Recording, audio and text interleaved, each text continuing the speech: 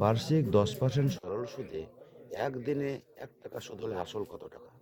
দেখো, আই সমান P T R divided by 100। দেখো, এখানে টি বলেছে একদিন, টি বলেছে একদিন, তাহলে একদিন সমান কত বছর এটা জানতে হবে। তাহলে 1/365 বছর।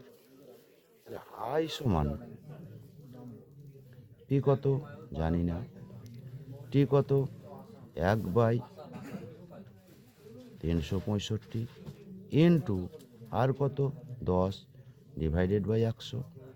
দেখো, শূন্য শূন্য কেটে দিলাম। এবার আই সমান 365 ইন্টু 10 সমান হলো 3650। Option A correct answer.